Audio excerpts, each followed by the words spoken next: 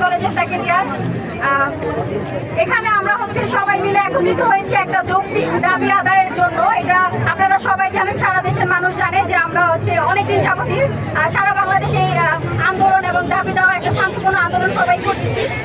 গতকালকে বিএনএমসির সামনে যে একটা সুষ্ঠু শান্ত আন্দোলনে নেকটারজনক ঘটনা ঘটলো, আমার ভাই আমার বোনকে আহত করা হলো।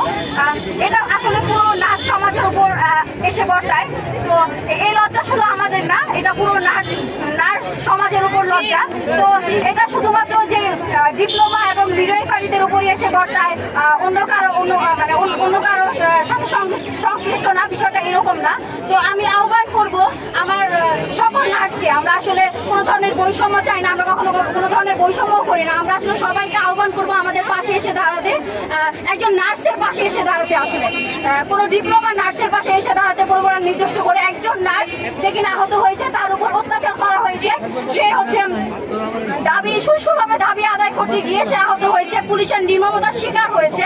এটা নার্স না হলেও একজন সাধারণ মানুষও বলবে যে অত্যাচারের বিপক্ষে সবসময় এসে দাঁড়ানো উচিত। তো আমি আমার সকল নার্স ভাই বোন, আমাদের বড় আপু, বড় ভাইয়া, স্যার, ম্যাম সবাইকে রিকোয়েস্ট করব আমাদের পাশে এসে দাঁড়ান। ঠিক, আমরা অযৌক্তিক কোনো দাবি নিয়ে এখানে আসিনি, আমাদের দাবির যথেষ্ট যৌক্তিকতা রয়েছে।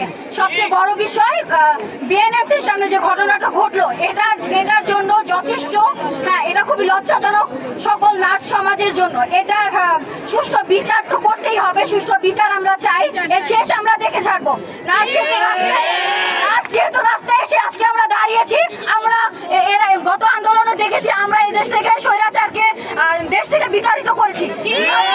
কিভাবে একটা গদি থেকে হালিমা নামের ওই রেজিস্ট্রারকে, অত্যাচারীকে কিভাবে বিতাড়িত করতে হয় সেটাও আমরা খুব ভালো করে পারি, আমরা পারবো ইনশাআল্লাহ।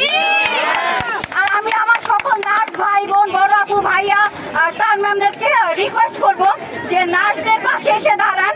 ডিপ্লোমা, শুধুমাত্র ডিপ্লোমা এবং মিডওয়াইফারি নয়, সকল নার্সদের পাশে এসে দাঁড়ান। আমি সবাইকে আহ্বান করছি আমাদের পাশে এসে দাঁড়ান। ধন্যবাদ।